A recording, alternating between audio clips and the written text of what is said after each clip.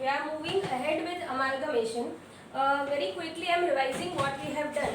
We have learned, I am revising from the beginning. We have learned three methods or three ways of amalgamation, which was absorption, taking up of two companies by one companies, and then external reconstruction. We have learned about purchase consideration. Purchase consideration is only shares and securities or anything that is paid to owners. There is a sequence of deciding the valuation of purchase consideration, and purchase consideration can also depend on a future event. We then learned two methods. Firstly, two methods of amalgamation, not accounting. Two methods of amalgamation है, ये ना सब problem इसमें ना सबको ऐसे लगता है कि मर्जर और परचेज अकाउंटिंग की मेथड है, लेकिन वो अमालगमेशन की मेथड है. Accounting is pooling of interest method and purchase method. They depend on the method of amalgamation. That method of accounting depend on the method of amalgamation, but they are two different things. You should understand. ठीक है, conceptually clear रहना. There are two methods of amalgamation, which is merger and purchase. ये है ना amalgamation की method. Accounting की कौन सी method है? मर्जर हो तो हम पूलिंग ऑफ इंटरेस्ट मेथड करेंगे, एंड परचेज के लिए परचेज मेथड ही है. पूलिंग ऑफ इंटरेस्ट मेथड और परचेज मेथड में बहुत कम डिफरेंस था. हमने कल एक मर्जर का सम भी किया. We saw that consideration calculation में कोई प्रॉब्लम नहीं है. तो अमालगमेशन परचेज में से है या मर्जर में से कोई इशू नहीं है. Purchase consideration will be calculated in the same manner. अच्छा, purchase consideration can be calculated by net payment method और net asset method, but that is a different thing. It is not connected with this method. ठीक है, वो हमको indication पता है कि question में कैसा सेटअप हो तो कौन सी मेथड से अपने को परचेज कंसीडरेशन निकालना है. बट परचेज कंसीडरेशन निकलेगा. There is no difference in accounting if merger या परचेज मेथड है. ठीक है, purchase consideration will remain same. Accounting in books of closing company यानी कि ट्रांसफरर, उसकी बुक्स में भी बिल्कुल सेम रहेगा. वी आर नॉट कंसर्न कि परचेज है मर्जर है. उसमें जो तीन चार अकाउंट अपने बनाते हैं, realisation account, equity shares holders, purchase preference shares holder और न्यू कंपनी, ये तीन चार अकाउंट जो अपने मेन बनाते हैं वो बना के बुक्स क्लोज कर देंगे. Coming to the books of transferee company, क्या डिफरेंस था? मर्जर, उसमें 5 कंडीशन है. उसमें अपने को पता चल जाता है कि पूरा का पूरा बिजनेस टेक ओवर है, entire balance sheet is being taken over. तो मर्जर में अपने को ओल्ड कंपनी के रिजर्व्स भी टेक ओवर करने हैं. ठीक है ना. In purchase method we don't take up the reserve, we take up only selected assets and liabilities. अपने को आलू वाला एग्जांपल देखा था. और जो अपने सिलेक्टेड एसेट्स एंड लायबिलिटीज ले जाते हैं उसको कंपेयर करते हैं अपने परचेज कंसीडरेशन से. And balancing figure we give goodwill और कैपिटल रिजर्व.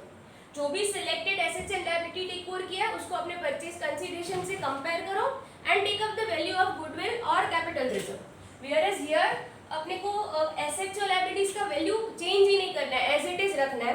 तो इस केस में पूरे हम एसेट्स और लायबिलिटीज बुक वैल्यू पे लेके जा रहे हैं. और अगर परचेज कंसीडरेशन की वजह से कुछ डिफरेंस आ रहा है, परचेज कंसीडरेशन की वजह से नेट एसेट और परचेज कंसीडरेशन में अगर कुछ डिफरेंस आ रहा है तो हम गुडविल अकाउंट नहीं करेंगे, क्योंकि अपने को एसेट्स लायबिलिटीज की वैल्यू ऑलमोस्ट सेम रखनी है. Will be the difference will be accounted as general reserve और प्रॉफिट एंड लॉस. इट्स वही whether it is debit or credit, उसको जनरल रिजर्व और प्रॉफिट एंड लॉस में ही अकाउंट कर दो. ठीक है ना. बाकी जो अपने रूटीन बहुत सारे सम्स में किया है, ट्रांसफर और ट्रांसफरी की journal entries, I am not repeating that. That is very okay with you because you learned that in partnership also. I am going to some further sums. I always try to get at least 1 or 2 new things to you, ताकि अपने को sums boring ना लगे. ठीक है ना. Yes, come to illustrate sum number 3, exercise sum number 3. Very simple sum. Exercise sum number 3.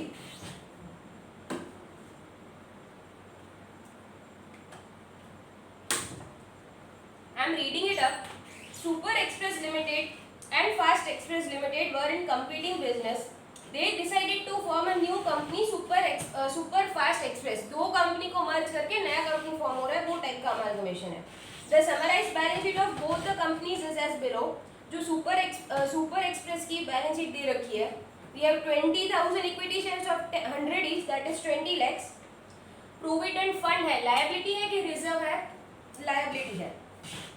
We have some other reserves, liabilities, assets, and same with this Fast Express. उसमें भी एम्प्लॉइज प्रॉफिट शेयरिंग है. क्या वो reserve है या फिर वो liability है, रिजर्व है? रिजर्व सरप्लस के नेचर में कंसिडर करूं कि लायबिलिटीज के नेचर में कंसिडर करूं? ऑब्वियसली लायबिलिटीज के नेचर में, it's a type of bonus to employees, अपने को किसी को पे करना है, इट्स अ पेबल, ठीक है, yes. The assets and liabilities of both the companies were taken over by a new company at their book value.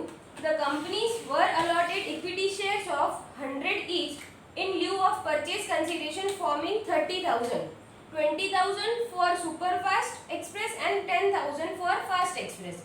क्या बोल रहे हैं कि सब एसेट्स एंड लायबिलिटीज दोनों कंपनी की टेक ओवर की है न्यू कंपनी ने, जिसका नाम सुपरफास्ट एक्सप्रेस है। परचेज कंसिडरेशन के बारे में क्या बोला है, we are issuing 30,000 shares of 100 each from the new company. 20,000 is for Super Express, 10,000 are for Fast Express.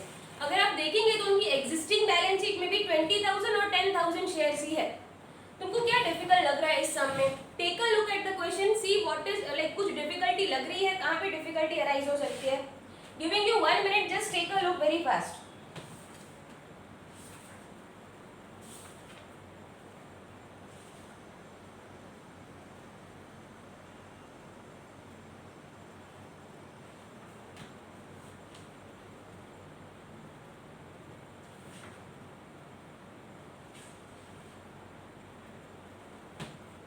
कुछ डिफिकल्टी मिल रही है कि नहीं मिल रही है? I feel there is no difficulty, खाली दो फिगर ऐड करके बैलेंस शीट बना देना है, क्योंकि कैपिटल भी सेम रह रहा है, एसेट्स एंड लायबिलिटीज तो अपने देखा कि बुक वैल्यू पर सब assets and liabilities take over हो रहा है, तो ऑब्वियसली इट्स मर्जर, ठीक है ना। Purchase consideration is in the form of equity shares, all assets and liabilities are taken up, they are taken up at book value, ठीक है ना। और the same business is carried or not, we can not verify, so it's assumed कि वो same business ही carry forward हो रहा है। What we are supposed to do is prepare opening balance sheet for Superfast Express Limited considering pooling method. अपने को बता दिया मर्जर, पर मैंने जब ये लाइन नहीं पढ़ी थी तभी भी अपने वेरीफाई कर दिया कि ये merger method, right? Yes, going to prepare the balance sheet.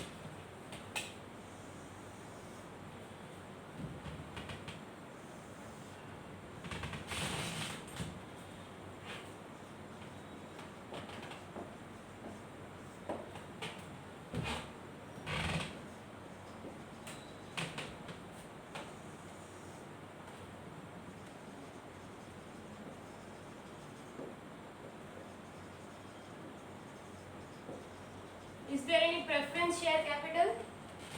No preference share capital.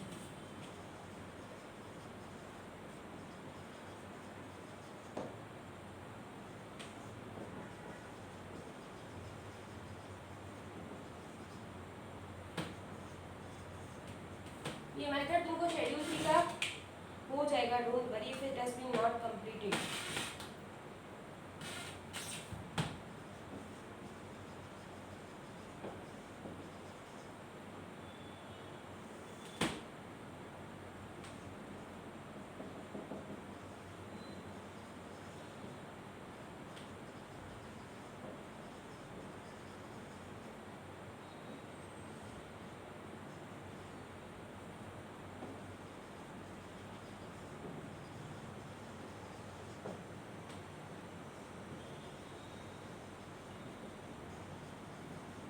Shareholders fund, non-current liabilities, and then current liabilities. Then we come to non-current assets or fixed assets, then the current assets. Dealing with them one by one. Purchase consideration का working note बनाने की जरूरत है। Purchase consideration का working note बनाने की जरूरत है। We are giving from the new company 30,000 equity shares of 100 each, 20,000 to Super and 10,000 to Fast Express. बताओ। रिक्वायरमेंट नहीं है, बट लेट्स डू इट, शायद इसका एग्जामिनर मार्क कट कर दे, तो वर्किंग नोट 1 बना के अपने कर देते हैं। Purchase consideration 20,000 into 100 for Super Express, 20 lakhs, 10,000 into 100 for Fast, 10 lakhs. ठीक है, even if it is very easy, एक बार ये वर्किंग नोट बना देना, ठीक है? Yes, note number 1, equity share capital.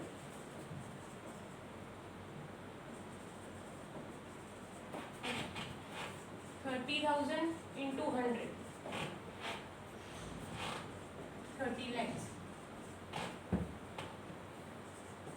Reserves provident fund reserves में डालूं क्या? नहीं, I will counting that as a liability. Insurance reserve is a reserve, वो रिजर्व एंड सरप्लस का पार्ट है. 1 lakh rupees.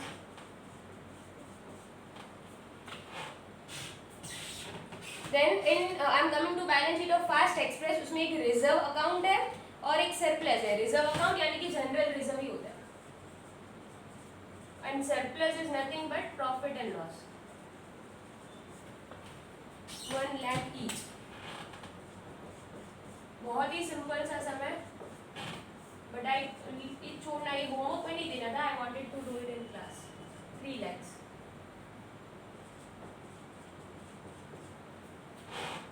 The sum after this is interesting. ठीक है. Yes, I have completed reserves. I have completed equity. I am coming to non-current liabilities. Okay, module नहीं, provident fund it has given in non-current liabilities, but I feel it is I strongly feel it is a current liability क्योंकि तुम किसी का पैसा cut करके रख रहे हो and there are due dates for payment of provident fund. ठीक है ना. तुम एम्प्लॉय का जो मंथली पैसे कट कर रहे हो, government has fixed due dates 15th of next month. You have to pay that to government. So this is a current liability. You have to pay it very soon. एक year तुम hold कर ही नहीं सकते. So it is 100% a current liability. So I am taking it to current liabilities.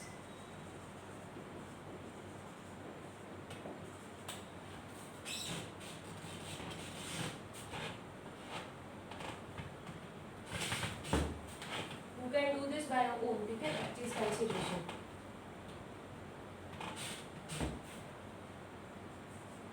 Trade payables 60,000. Provident fund 1 lakh. In books of Fast Limited, trade payables 40,000 and employee sharing profit sharing account.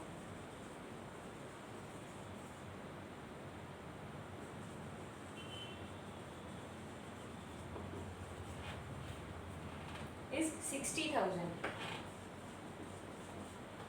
Exactly. I think this is the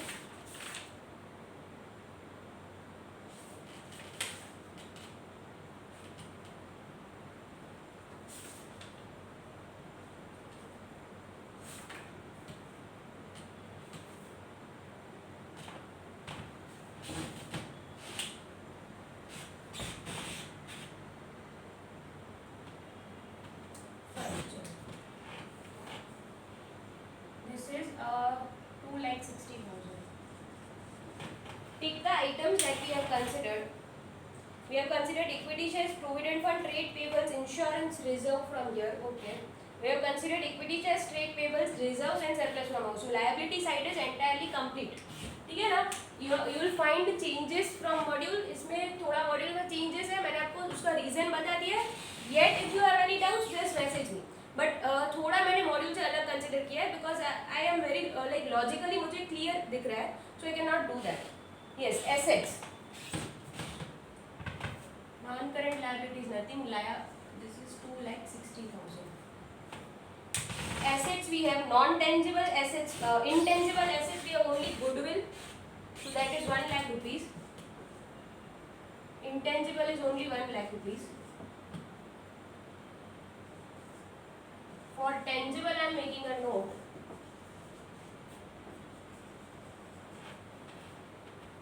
Building 10 lakhs, machinery 4 lakhs.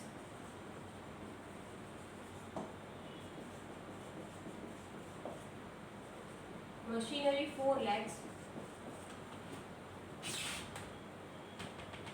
Building 6, machinery 5.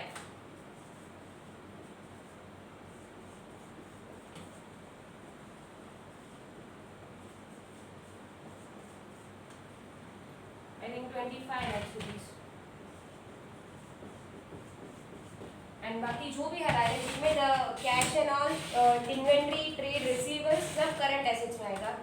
3 lakh rupees inventory, 2 lakh 40,000 debtors, 2 lakh 20,000 bank, 1 lakh rupees cash. And over here inventory of 40,000, trade receivable of 40,000 and 20,000 cash in bank.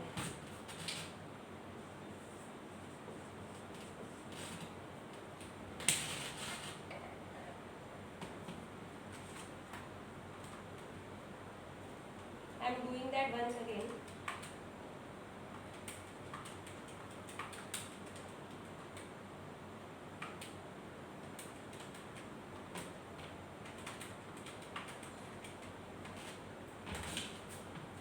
₹35 lakh 60,000.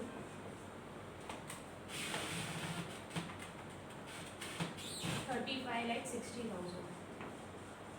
ठीक है, जो amalgamation से लोग इतना डरते हैं वो module की एक्सरसाइज में ऐसे भी सम्स है. So amalgamation is not difficult, it only needs practice. ठीक है, बहुत क्लियरली प्रूव हो जा रहा है. इतना छोटा सा and you get I think 8 to 10 marks for this. Only balance sheet, दो बैलेंस शीट्स को ऐड करो. इसमें तो कैपिटल में भी कोई चेंज नहीं है, और सिंपली एडिंग द कैपिटल. ठीक है ना. There were some things with this provident fund and all, जो करंट लायबिलिटीज और रिजर्व्स का था, we have cleared that. Right, copy this down very fast. We are moving to next sum.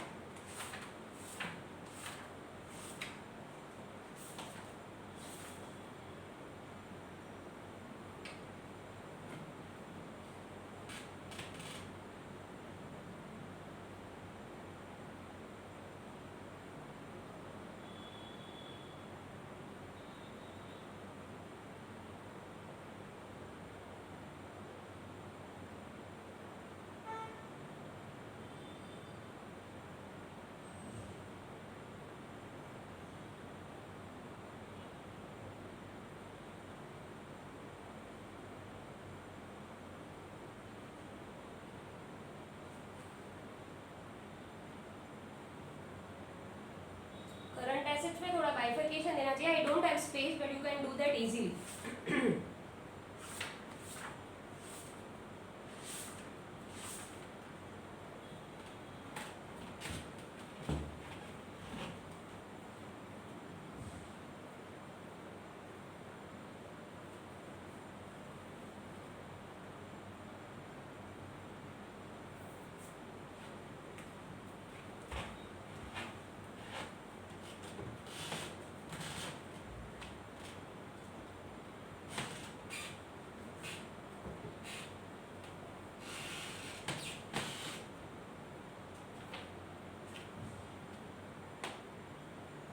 Yes, I am coming to illustration number 8. Start reading question of illustration number 8.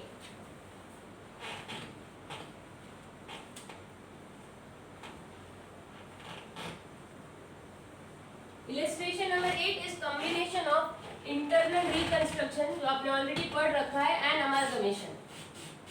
Internal reconstruction यानी कि company थोड़ा week हो जाता है, like it has a lot of liabilities and accumulated losses. And वो थोड़ा अपने liability holders, trade payables, उन लोगों से सेटलमेंट करके, equity share holders, preference share holder से सेटल करके एंड बैलेंस शीट को एक नया फॉर्म देता है. Like we are reconstructing the company but internally with the stake holders. Right, yes. Illustration 8 ये दोनों इंटरनल रिकंस्ट्रक्शन एंड अमालगमेशन दोनों चैप्टर्स का मिक्सचर टाइप है. I am reading it. The following are summarized balance sheet of A Limited and B Limited as on 31st March 2001. Equity shares of 100 each fully paid up, reserves, debentures, loans, overdrafts, trade payables, tangible assets, investments and all. ठीक है, चलो तुम accumulated losses देख रहे हो.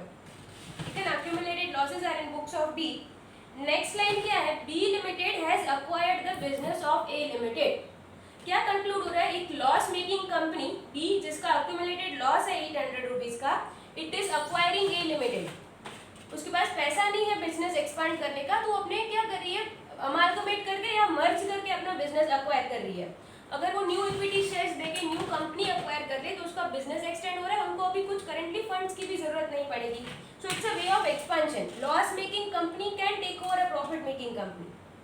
B Limited has acquired the business of A Limited. So A Limited is the transferor company, B Limited is the transferee company.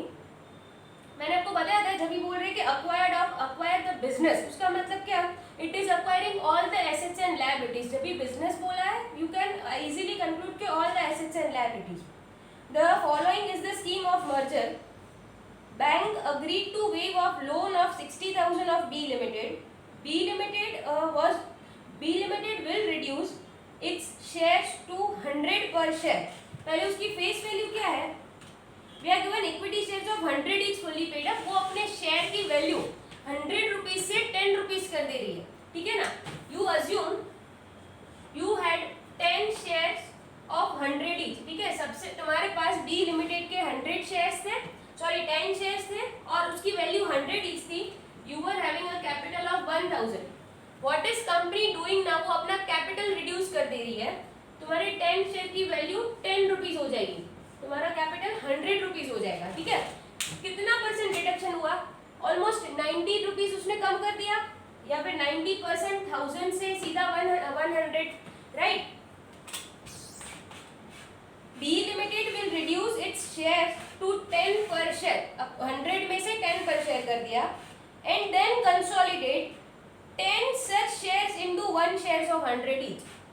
Then consolidate 10 such shares to 1 share of 100 each. फिर क्या करेगी, तुम्हारी जो 10 shares है उसको एक share बना देगी, ये जो 10 शेयर है उसको एक बना देगी, लेकिन यहाँ पर 100 कर देगी। सो ये शेयर एक और 100 रुपीज का एक शेयर, ठीक है।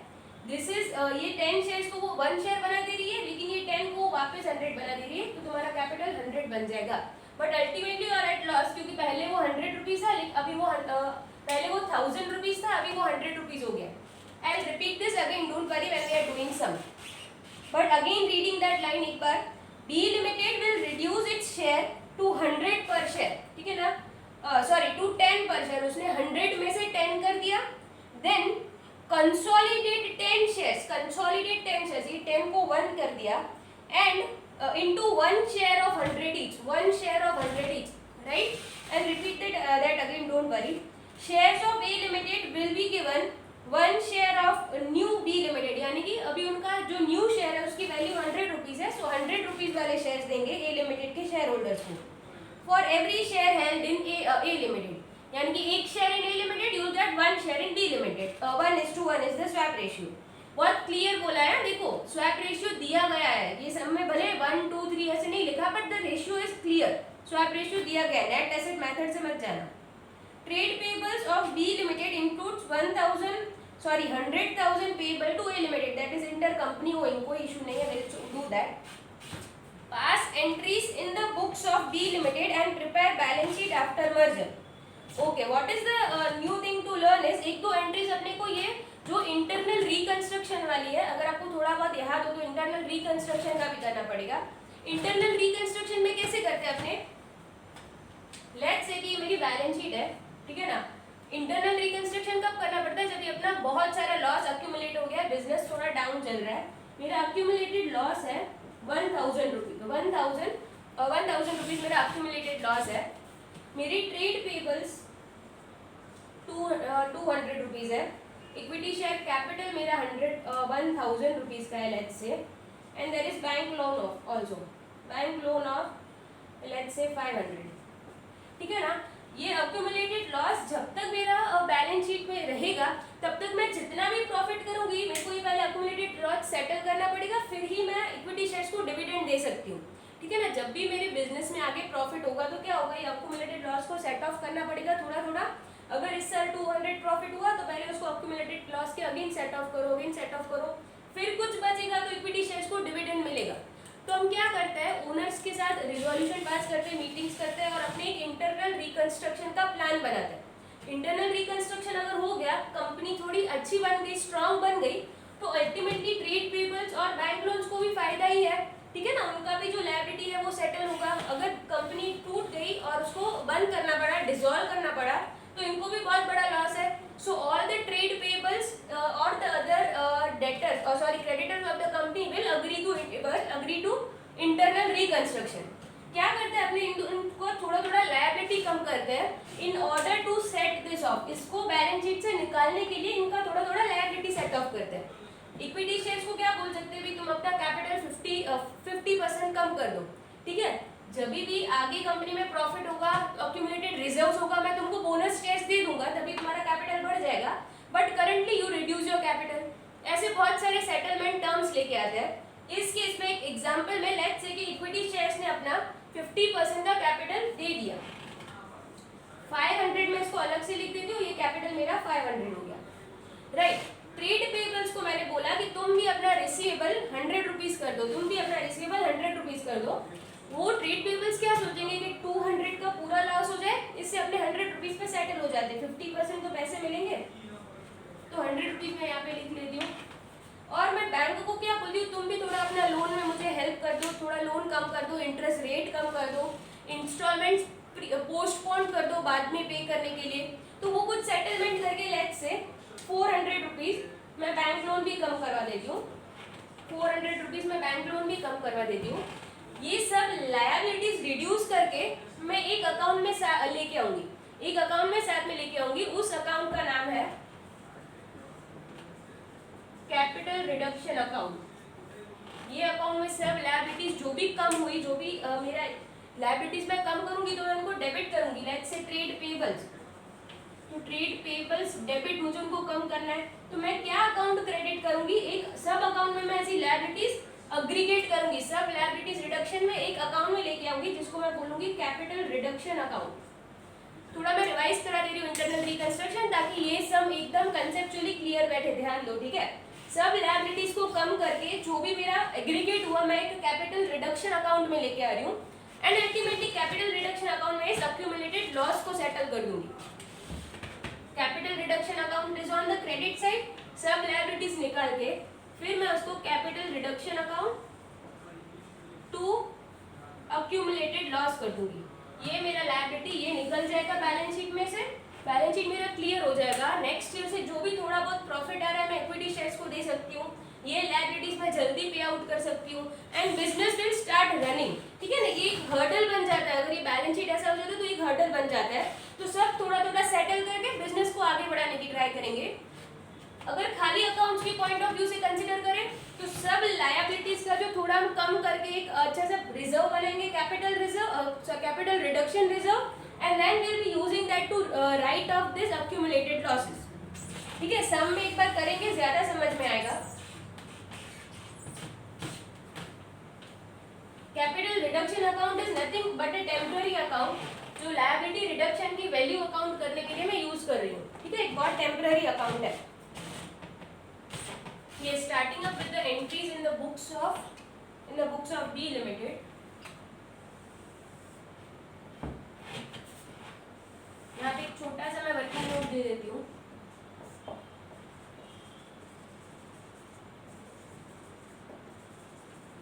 Purchase consideration, equity shares in the books of A limited कितने हैं, just a minute, in thousands, so 2000 into 1000, 20 lakhs का equity share capital existing in the books of A limited of 100 each divided by 100, so 20,000 shares currently A limited की book में है। अभी मैं B limited की book में नहीं गई हूँ। We are having 2000, yes, 20 lakhs का equity share capital और 100 each, so we are having 20,000 equity shares. What is the purchase consideration? यहाँ पर मैं लिख लेती हूँ in books of A.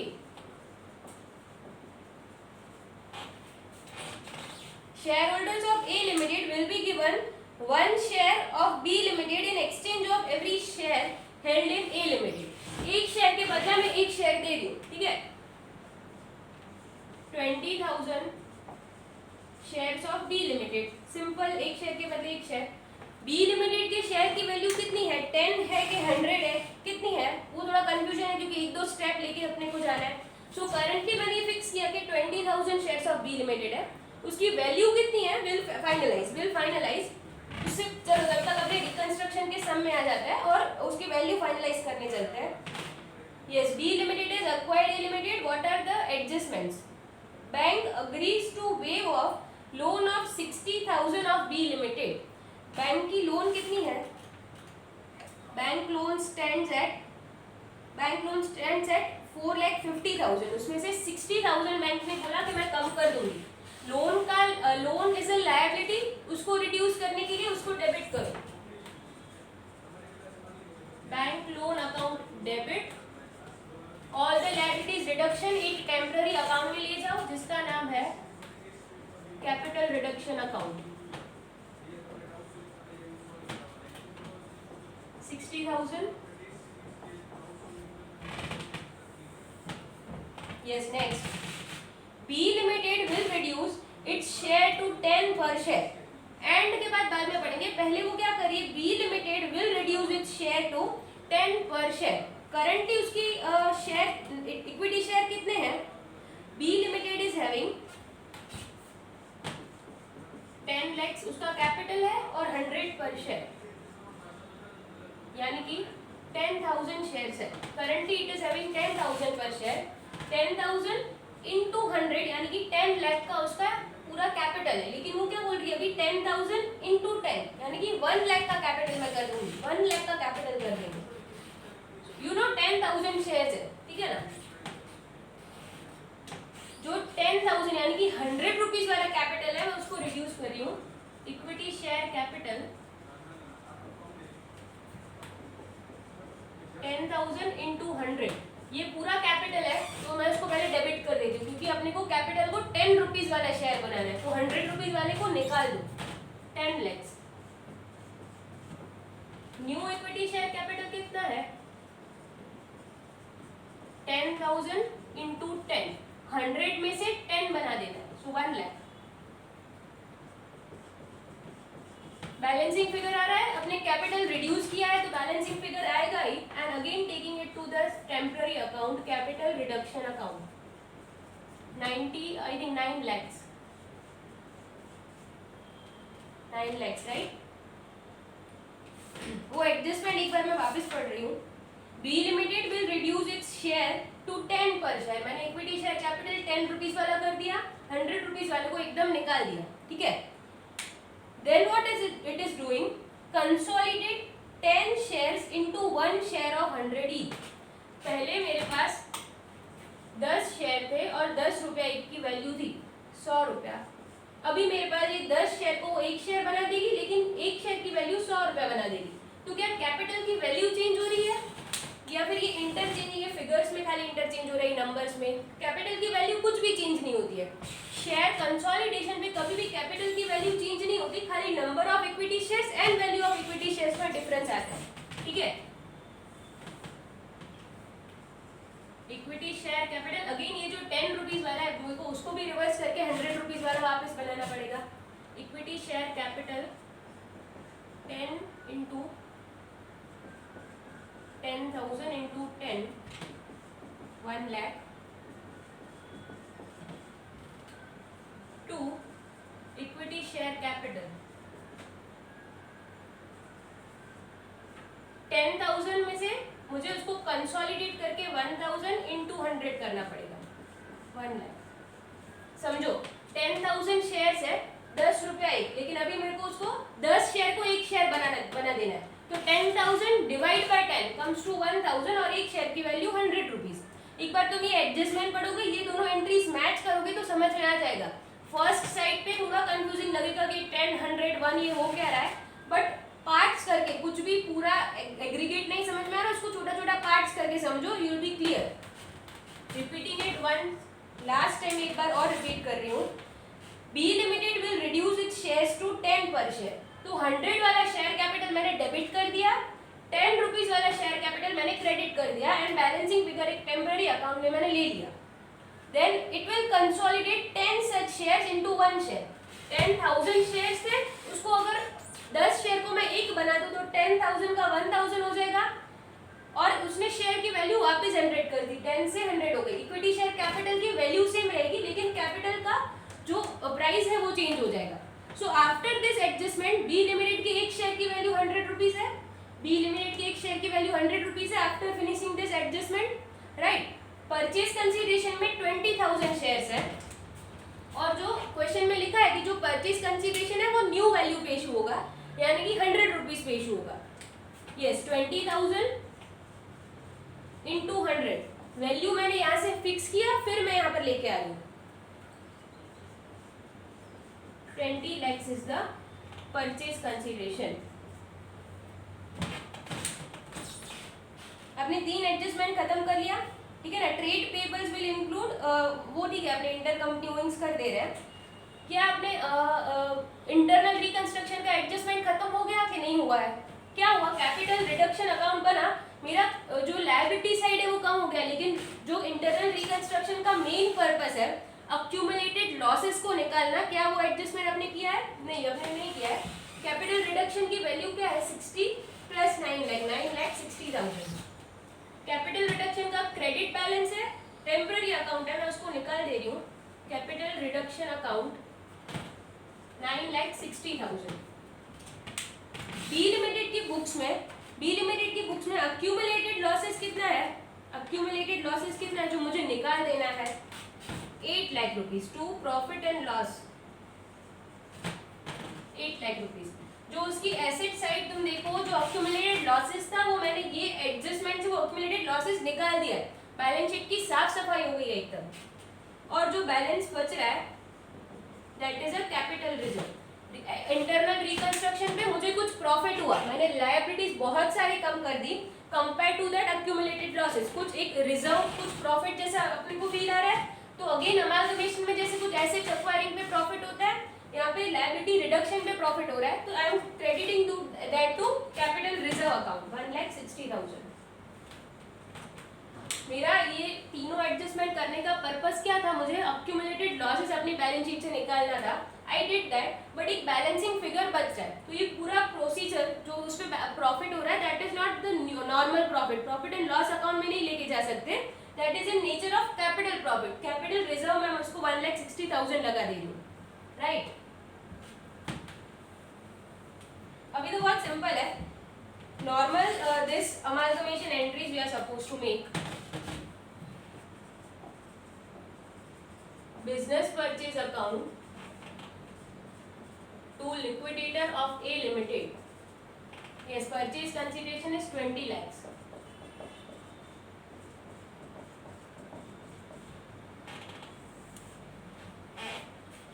Opening this entry, assets and liabilities.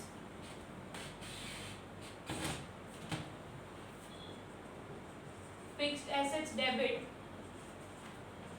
8,50,000. Investments नहीं है, trade receivable 1,50,000।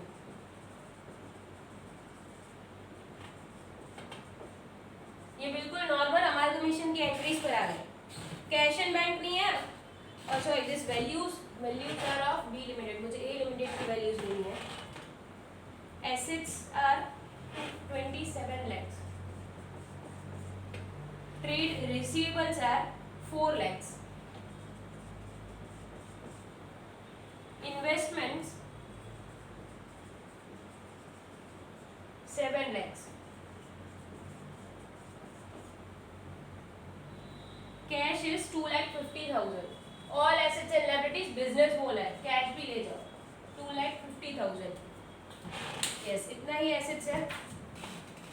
trade payables 3 lakhs,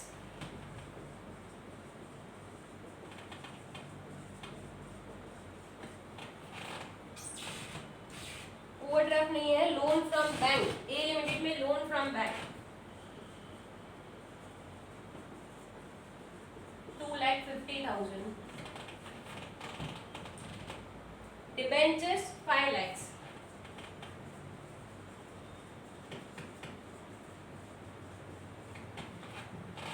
अपने कुछ डिबेंचर्स को सेटल करने का नहीं दिया, उसका मतलब क्या? सेम डिबेंचर्स ये वाली कंपनी कैरी फॉरवर्ड करेगी। जब उनका रिडेम्पशन ड्यू होने वाला होगा तो न्यू कंपनी यानी कि बी लिमिटेड उनको पे ऑफ कर देगी। बट अगर अपने को डिबेंचर्स चेंज नहीं कर रहा है तो as it is debentures carry forward कर देंगे। These are 10% debentures, right. Reserves 10 lakhs,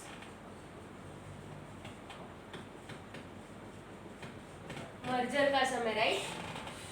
and 2 business purchase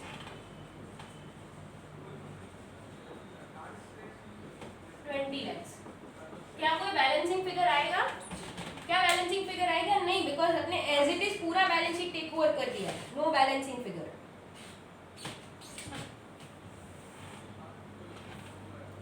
I am setting up this account liquidator of A Limited to equity share capital. क्या आपने को रिजर्व का कुछ बोला है? नहीं. We are issuing it at our face value, यानी कि 100 rupees only. So 20 lakh rupees, 20 lakh का कैपिटल इशू कर दिया.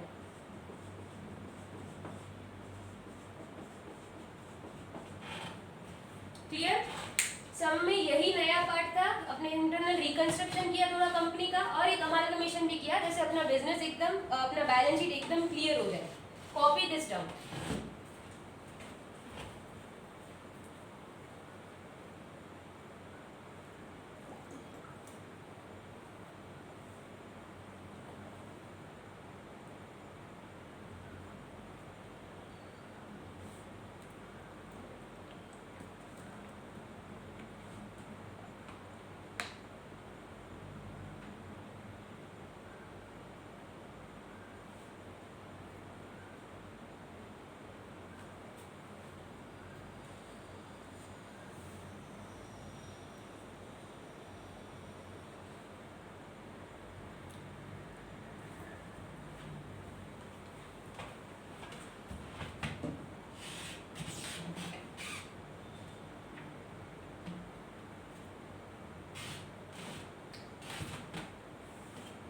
Intercompany owings, trade payables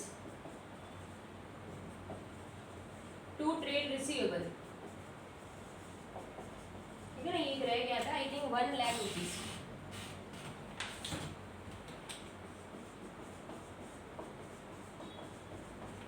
तुमने जो ये एसेट्स टेक ओवर किया उसमें एक अपने ही लायबिलिटीज के सामने एसेट था, तो that I have reversed, right.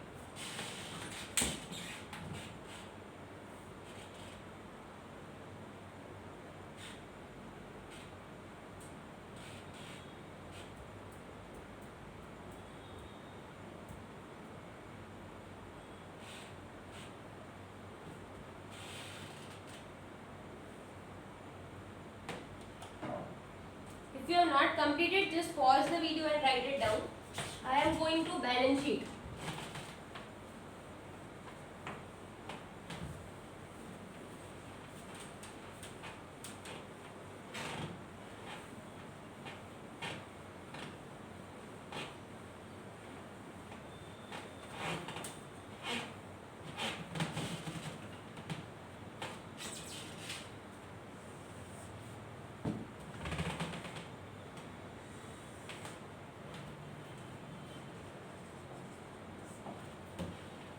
Shareholders fund.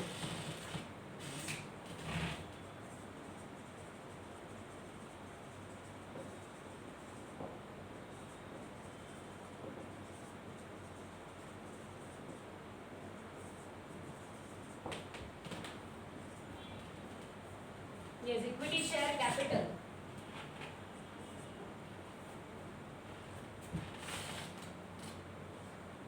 Equity share capital in books of B Limited is 1 lakh. Reduce करके अपने 1 लाख का लेके आया है. एंड टू A Limited जो अपने उसको न्यू शेयर इशू किया है, that is I think 20 lakhs.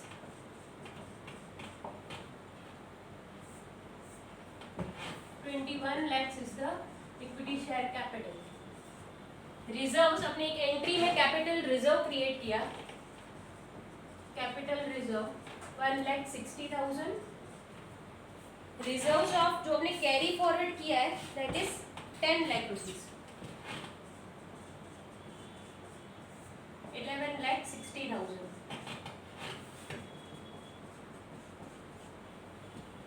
What are the other things?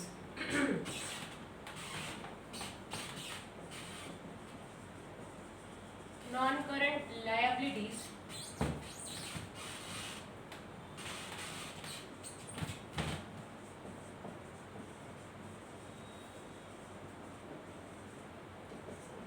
Debentures. Debenture is 5 lakh rupees.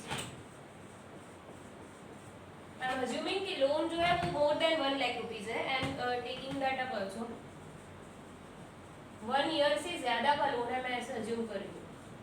sorry, this is 2,50,000. Bank loan of B was 4,50,000. 60,000 उसमें से वेव ऑफ कर दिया है, 60,000 उसमें से वेव ऑफ कर दिया है. Bank loan of B then will be 3,90,000.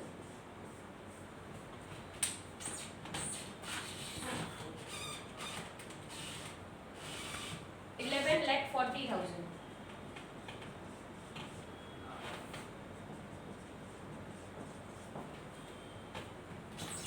क्या है और लायबिलिटीज में रिजर्व्स हो गया. We have bank overdraft and trade pebbles.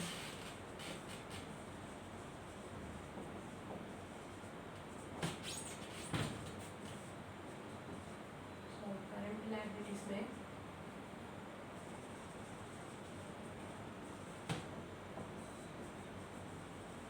Trade payables कितने हो रहे हैं. आई थिंक 6 लाख रुपीज दोनों का मिला के 6 लाख रुपीज हो रहा है. Bank OD is 50,000 only.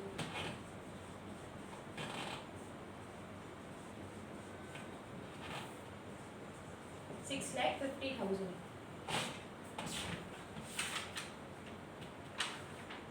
There is no other liabilities. Capital reserves, debentures, loan, OD and trade payables सब हो गया.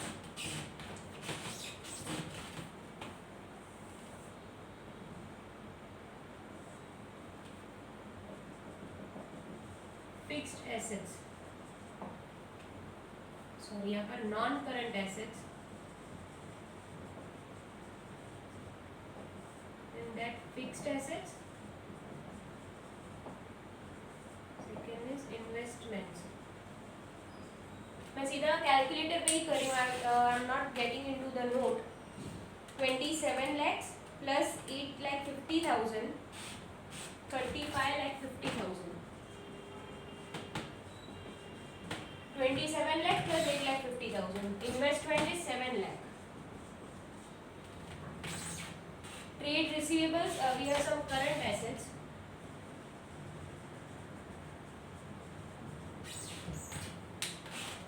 4 lakhs, 1,50,000 plus 2,50,000.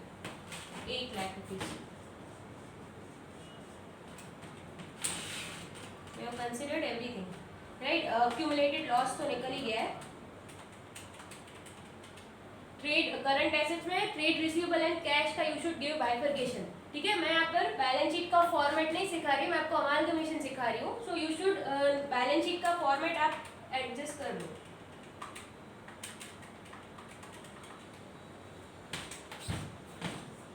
$50,50,000.